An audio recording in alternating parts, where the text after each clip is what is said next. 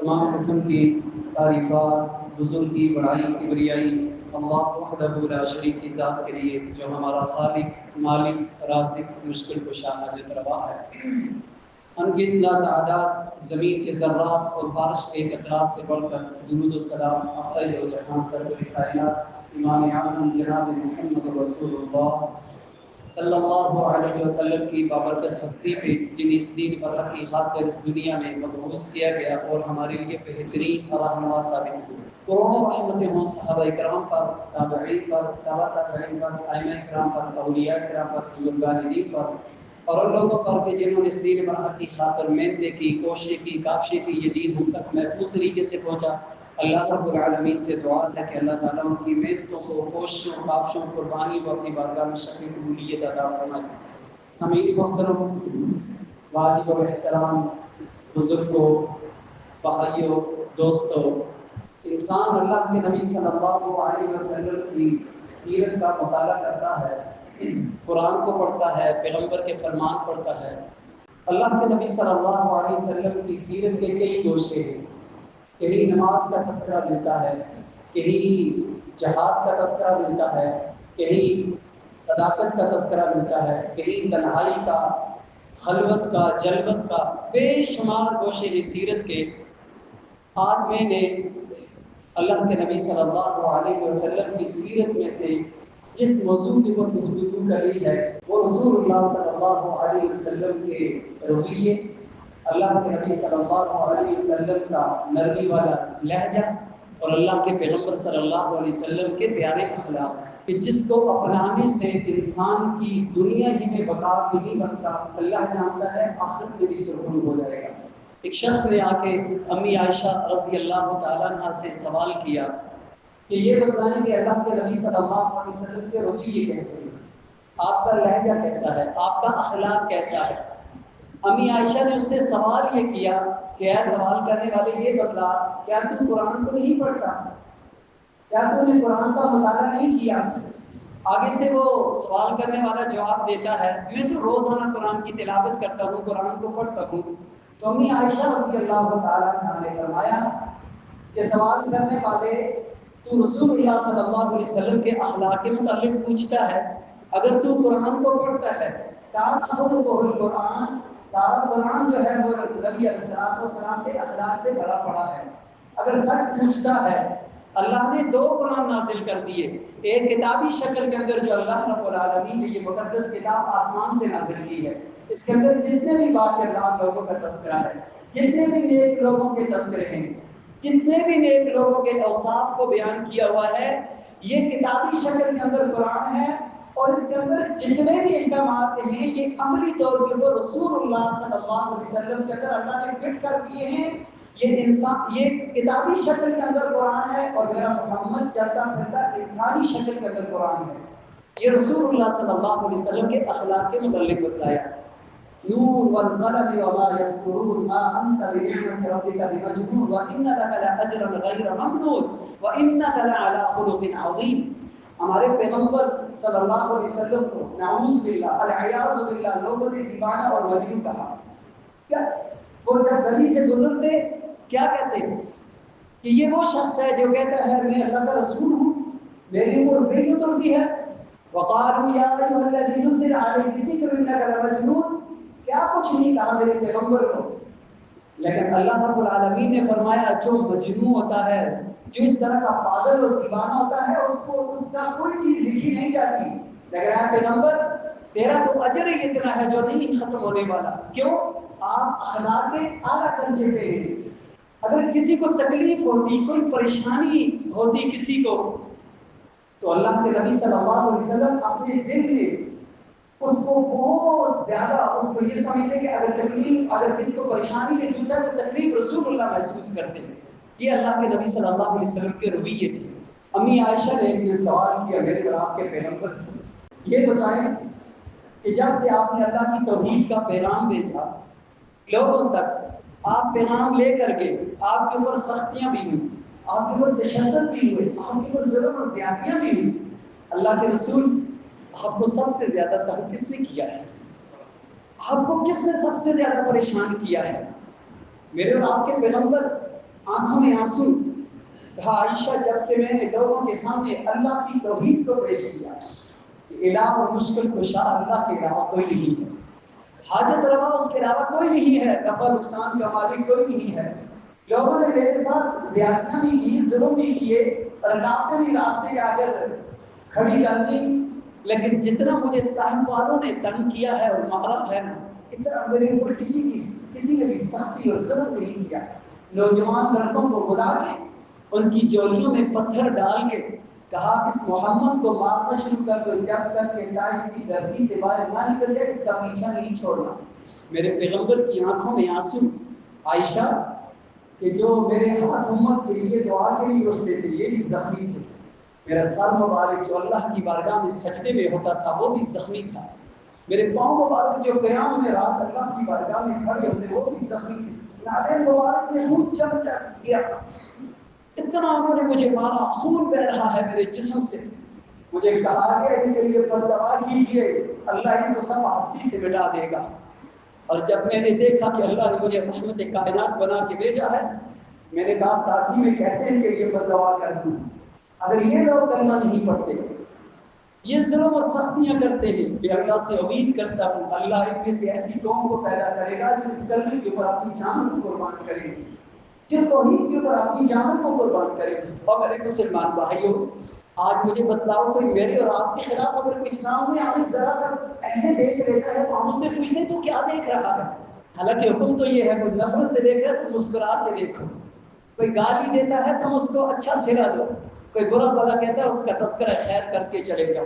دنیا والوں سے کیا اجر لینا ہے, اجر تو اس ذات سے لینا ہے جس نے اس قرآن کو نازل کیا ہے. دنیا کی حقیقت اور دنیا کی زندگی کو ہمیں سمجھنا چاہیے.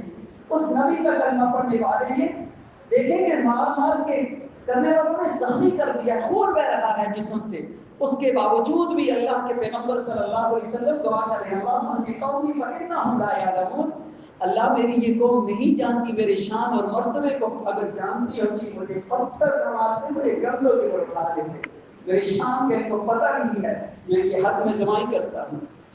اس نبی کا کلمہ پڑھنے والے ہیں, کوئی دشمن ہے تو اس کو بھی معاف کر دے, کوئی دوست ہے تو اس کے حق میں بھی دعا کر دے. اللہ تمہیں کبھی بھی ناکامی سے نہیں بلکہ اللہ تمہیں کامیابی سے ہی نوازے. زماد نام کا حکیم, بخاری شریف کی حدیث ہے, اللہ کے نبی صلی اللہ علیہ وسلم نے جب توحید کی دعوت دی, مکہ والوں نے زماد نام کے حکیم کو بلایا کہ تیرے دم جو ہے یہ بڑا چلتا ہے, تیری پوریاں اور نسخے بڑے چلتے ہیں, تیری دعائیں چلتی ہیں. نعوذ باللہ محمد رسول اللہ کو کہنے لگے کہ ان کی بہن کی یہ باتیں کر رہا ہے. توحید کی دعوت تھی نا میرے پیغمبر کی, اللہ کے پیغمبر کا اس کا علاج کر دے محمد کا, کہنے لگے برادری والے اور مشرکین مکہ کہنے لگے. اس نے کہا یہ بھی کوئی مسئلہ ہے. موقع تلاش کر کے زماد نام کا حکیم اللہ کے پیغمبر کے پاس آتا ہے, آ کر کہنے لگا میں نے سنا ہے نعوذ باللہ آپ کو کوئی مسئلہ ہے, کوئی بہتی باتیں کر رہے ہیں, اور مجھے بتلاؤ اگر مجھے اور آپ کو کوئی آ کے اس طرح کی بات کہے, اور بھی دشمن چلتی بھی دشمنی ہے اس سے, ہم اپنے ذرا دل میں گریبان میں جان کے دیکھیں ہمارا رویہ کیا ہوگا, اور ذرا دیکھیں کہ سرور کائنات کا ہمارے نبی کا آگے سے کیا رویہ تھا. میرے پیغمبر مسکرا کے کہنے لگے زماد نام کے حکیم تجھے کس نے کہا میرے بارے میں یہ بات. زماد نام کے حکیم نے کہا آپ کی برادری والے کہتے ہیں. کہا زماد نام کے حکیم جو بات میں نے ان کے سامنے رکھی ہے وہ تیرے سامنے رکھتا ہوں, فیصلہ خود کر لے, بہکے ہوئے وہ ہے یا میں ہوں. پوچھا کیا ہے, اللہ کے پیغمبر نے یہ عربی خطبہ پڑھا, یہ عربی الحمدللہ نحمدہ ونستعینہ ونستغفرہ, جب شہادت کے جملوں کے اوپر پہنچے حدیث کے الفاظ نے اس زماد نام کے حکیم نے کہا اللہ کے رسول پھر ایک مرتبہ دوہرا دیجیے. جب دوسری مرتبہ پڑھا کہنے لگا اگر منت سماجت مانگے اس میں تو اللہ کی تعریف ہو رہی ہے, اس میں تو اللہ کی بڑائی بیان ہو رہی ہے, اس میں تو اصل سیدھا راستہ دکھایا جا رہا ہے. اگر منت سماجت مانگتے ہو تو ایک مرتبہ پھر دوہرا دیجیے. تیسری مرتبہ میرے اور آپ کے پیغمبر نے جب پڑھا واشہد ان لا الہ الا اللہ, وہ زماد نام کا حکیم جو میرے پیغمبر کا علاج کرنے کے لیے آیا تھا, آ کر کہنے لگا آپ بہکی باتیں کرتے ہیں, اللہ کی قسم تیسری مرتبہ میرے اور آپ کے پیغمبر کے ساتھ مل کے پڑھتا ہے واشہد ان لا الہ الا اللہ واشہد ان محمدا عبدہ ورسولہ. میرے پیغمبر کی دعوت سے اتنا متاثر ہوا، نرم لہجے سے، پیارے اخلاق سے، کہ خود بھی علاج پیغمبر کا کرنے کے لیے آیا تھا، اپنے دماغ کا علاج کروا کے چلا گیا، مسلمان ہو گیا۔ قرآن نے کیا کہا؟ وَإِنَّكَ لَعَلَىٰ خُلُقٍ عَظِيمٍ، اے میرے پیغمبر آپ اعلیٰ اخلاق کے مالک ہیں۔ رسول اللہ صلی اللہ علیہ وسلم کی حدیث ہے، قیامت کے دن میزان کے اندر سب سے، ترمذی شریف کے اندر، قیامت کے دن میزان میں سب سے کوئی چیز باری ہوگی وہ اچھے اخلاق ہوں گے، وہ کسی کے ساتھ اچھی کی ہوئی باتیں ہوگی۔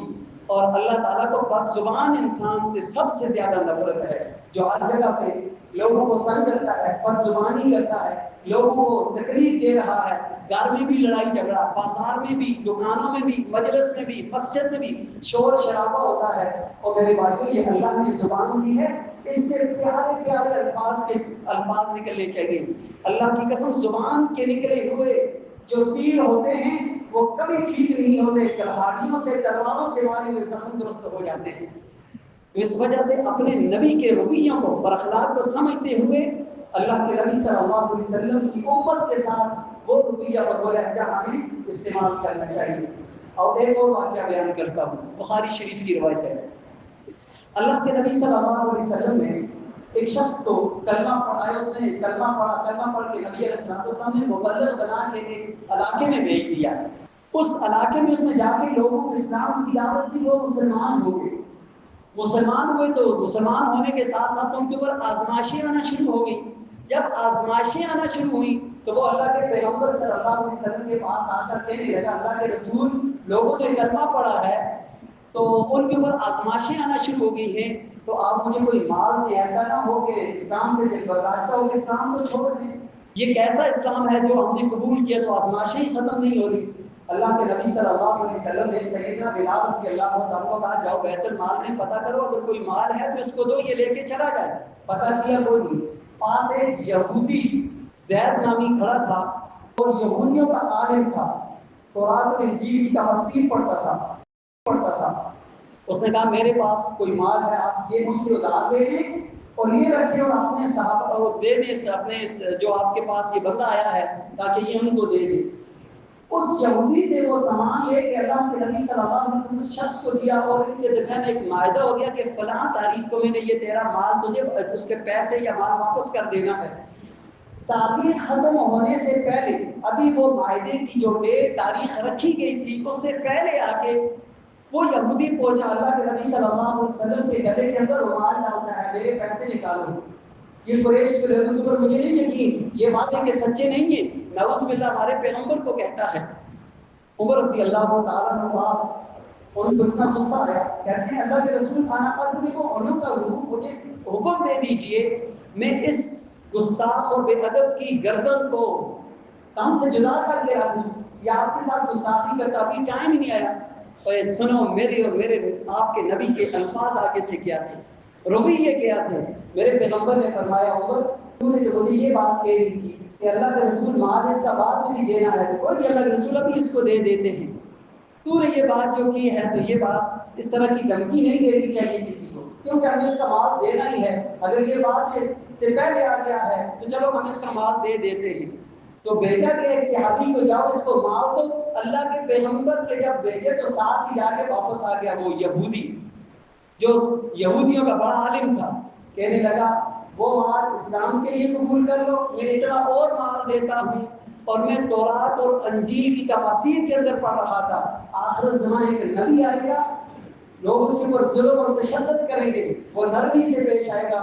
آج وہ تفاسیر کو میں دیکھنا چاہ رہا تھا کہ میں اس کو آزمانا چاہ رہا تھا، اور میں گواہی دیتا ہوں آپ اللہ کے سچے رسول ہیں، اور مال ہی نہیں بلکہ مجھے بھی اللہ کے دین کے لیے قبول فرما لیں۔ واشهد ان لا الہ الا اللہ واشهد ان محمدا عبدہ ورسولہ۔ میرے نبی کے رویوں کو دیکھ کے لوگوں نے اسلام قبول کیا ہے، میرے نبی کے لہجوں کو دیکھ کے لوگوں نے اسلام قبول کیا ہے، میرے نبی کے اخلاق کو دیکھ کے لوگوں نے اسلام قبول کیا ہے۔ آج ہمارا نمازی بھائی اگر صف میں کھڑا ہے وہ ہمارے رویے کو دیکھ ہماری مسجد کو چھوڑ کے جا رہا ہے۔ آج بازار کے اندر کوئی دکاندار ہے وہ ہمارے رویے کو چھوڑ کے ہماری دکان کے اوپر نہیں آتا۔ آج سودا بیچنے والا دکاندار ہے گاہک آتا ہے، اگر وہ کہتا ہے مجھے مال دکھا دے، مجھے کپڑا دکھا دے، مجھے فلاں چیز دکھا دے، اگر وہ بیچارہ نہیں لیتا، ریٹ نہیں بنتی، اس کو 10 باتیں سنا کے وہاں سے بھیجتا ہے. وہ کہتا ہے یار کیا ضرورت ہے یہ آمدنی کی، کیا فائدہ ہے، یہ بداخلاق انسان ہے. تو میرے بھائیوں اپنے اخلاق کو اچھا کرو. اللہ کی قسم دیکھو گے کہ دنیا کس طرح آپ کے پاس آئے گی. اللہ تعالیٰ نے فَبِمَا رَحْمَةٍ مِّنَ اللَّهِ لِنْتَ لَهُمْ وَلَوْ كُنْتَ فَظًّا غَلِيظَ الْقَلْبِ لَانفَضُّوا مِنْ حَوْلِكَ فَاعْفُ عَنْهُمْ وَاسْتَغْفِرْ لَهُمْ وَشَاوِرْهُمْ فِي الْأَمْرِ. اے میرے پیغمبر اگر آپ اللہ کی رحمت سے نرم طبیعت والے نہ ہوتے، یہ ہزاروں کی، یہ لاکھوں کی دنیا آپ کے قریب کبھی نہ آتی. یہ بڑے بڑے مجمع جو آپ کے ایک ایک الفاظ پہ اپنی جانوں کو قربان کرنے کے لیے تیار ہو جاتے ہیں، یہ آپ کا اخلاق اچھا ہے، آپ کے رویے اچھے ہیں. یہ رسول اللہ صلی اللہ علیہ وسلم کی تعلیمات ہمیں مل رہی ہیں. آج بیوی خامن سے تنگ ہے، کیوں؟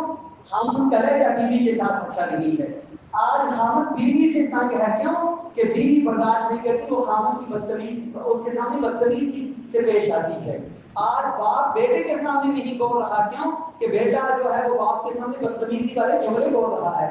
آج بزرگ اپنی معاشرے میں جاتے ہوئے وہ کتراتا ہے ہمارے نوجوان سے کہ کہیں مجھے ذلیل و رسوا نہ کر دے، مجھے گھسیٹ نہ دے. تو کس نبی کا کلمہ پڑھنے والے جس نے دشمنوں کے ساتھ بھی ایسا سلوک کیا ہے؟ ہم تو ماں باپ کے ادب و احترام میں بھی آج کا نوجوان کبھی کوتاہی کر رہا ہے. بیٹی ماں کے سامنے بول رہی ہے، ماں بیٹی کے سامنے بولنے کے لیے تیار نہیں. بدلاؤ قیامت کے دن اللہ کے سامنے ہمارا کیا جواب ہوگا؟ ہم کیا کہیں گے؟ کس نبی کی امتی ہیں ہم؟ کیا کہیں گے؟ کس نبی کا کلمہ پڑھنے والے تھے ہم؟ کیا کہیں گے؟ کس نبی کے ساتھ جنت میں جانا چاہ رہے ہیں؟ کیا ہم اپنے عمل سے، اپنی زبان سے، اپنے ہاتھ سے کسی مسلمان بہن بھائی کو ہم نے محفوظ رکھا ہوا ہے؟ اللہ کی قسم رسول اللہ کی حدیث ہے، من سلم المسلمون من لسانه ويده، کہ تم میں سے کامل مومن مسلمان وہ ہے کہ جس کی ہاتھ اور زبان سے دوسرا بھائی محفوظ ہے. اور ایک حدیث کے اندر میرے پیغمبر نے فرمایا جو اپنی زبان کی اور شرمگاہ کی مجھے ضمانت دیتا ہے، میں محمد اس کو جنت کی ضمانت دیتا ہوں.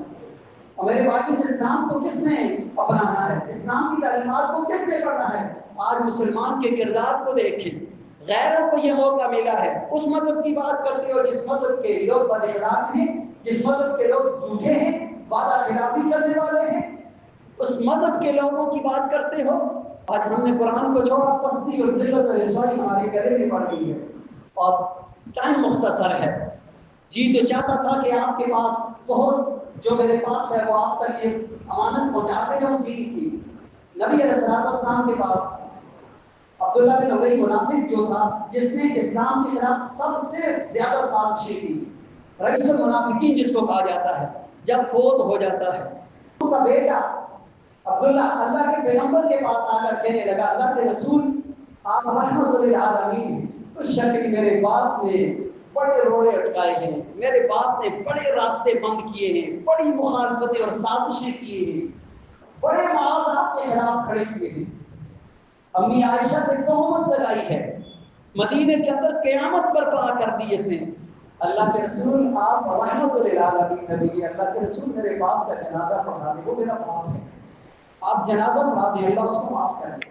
میرے پیغمبر اتنے اخلاق کے اعلیٰ درجے کے فارغ کہ میرے پیغمبر نے فرمایا جنازہ تو خود پڑھاؤں گا، میں محمد اپنا کرتا لے کے جاتا ہوں، اپنا کرتا پہناؤں گا، ہو سکتا ہے اللہ میرے کرتے کی لاج رکھ کے اس کو معاف کر دے. یہ دشمن تھا، دشمن عبداللہ بن ابی منافق. اللہ کے پیغمبر جو اپنا کرتا لے کے اس کو پہنایا، لعاب دے اس کے منہ پہ اور ناموں پر لگایا. قرآن نازل ہو گیا، قرآن سورہ توبہ کے اندر، استغفر لهم او لا تستغفر لهم ان تستغفر لهم 70 مرہ، اے میرے محبوب ایک مرتبہ نہیں 70 مرتبہ بھی اس کے لیے دعائے مغفرت کرو، اللہ نے اس کو معاف نہیں کرنا. اور آگے سے میرے اور اپنے پیغمبر کے الفاظ سنو، میرے پیغمبر نے کیا فرمایا؟ اللہ نے 70 کی شرط لگائی ہے، 70 کی شرط رب نے لگائی ہے. اگر مجھے یہ معلوم ہو 70 مرتبہ پڑھانے سے جنازہ، اس کے لیے دعا استغفار کرنے سے اللہ اس کو معاف کر دے گا، میں محمد اتنی مرتبہ بھی پڑھانے کے لیے تیار ہوں. اتنے بڑے دشمن کو میری بیوی کے اوپر، آپ کی بیوی کے اوپر کوئی تہمت لگا دیں، کوئی خلاف اس کے خلاف سازش کر دیں، ہم اس کا چہرہ دیکھنا گوارا نہیں کرتے. اور دیکھو نبی کا اخلاق دیکھو، دنیا میں مثال نہیں ملتی اس پیغمبر کی. بیوی کے اوپر تہمت لگانے والے کے بارے میں کیا کہا کہ 72 مرتبہ بھی اس کا جنازہ پڑھانے کے لیے میں محمد تیار ہوں. یہ رویہ اپنے دشمنوں کے لیے مجھے اور آپ کو رکھنا چاہیے. اللہ کی قسم اگر کوئی دوسرا کامیابی نہیں دیتا، اللہ کامیاب کرے گا، اللہ عزتوں سے نوازے گا۔